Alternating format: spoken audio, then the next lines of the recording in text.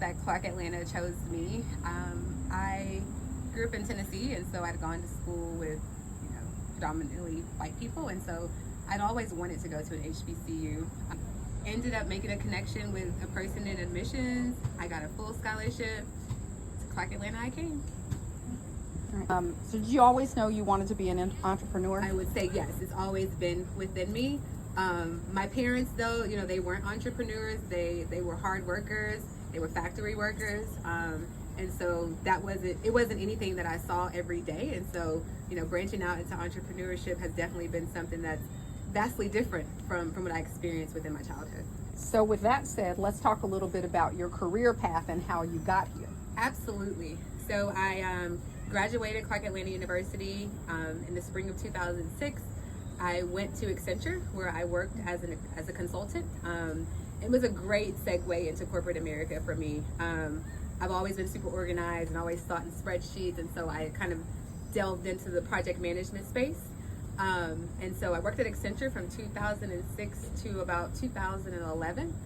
Traveled every week, was able to work with amazing clients like AT&T and Disney and Verizon and Charter and just some of the top companies. I was primarily focused within the media and entertainment space. And so after about 5.5 years of that, I kind of got tired of traveling so much. And so I was able to land a job at a smaller, more boutique consulting firm, to where I just focused on in-town clients, still leveraging the same skill sets within like project management and program management space. But I was able to kind of help AT&T start their new business line of home security and automation, and so they were pivoting into that space, and so that allowed me to kind of tap into more of the business operations and strategic planning skills.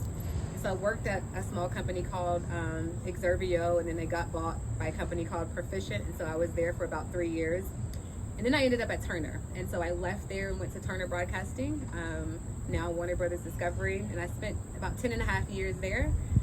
I grew up in our internal consulting, strategic planning space, and so I was able to kind of dive into different special projects, work my way up to senior director there, and was really able to kind of just make a good name for myself.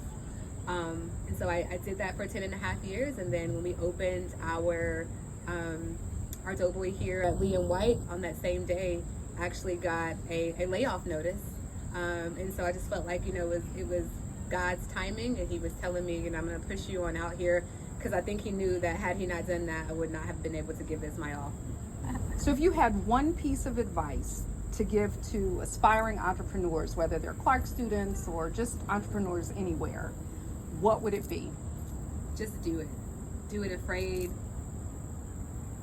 Do it broke. Do it happy. Do it sad.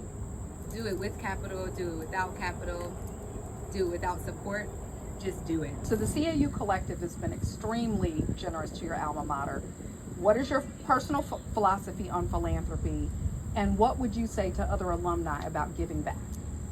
My personal philosophy on philanthropy is that you can give even if you don't think you have it to give, right? Whether it's your time, whether it's just helping somebody, review a business plan, or giving them your perspective on how to approach something, but also monetarily, right? I've always tried to be an alum that has given back. I spend a lot of time at Clark Atlanta as much as I can. Anytime they ask me to do something, I'm there, right? I believe that our university is only going to be as good as our network, and our network is the alum who come out of there. And so I hope that, we all can feel employed to give back. You don't have to have millions of dollars to do it. If you got $1,000, if you got $100, every little bit helps.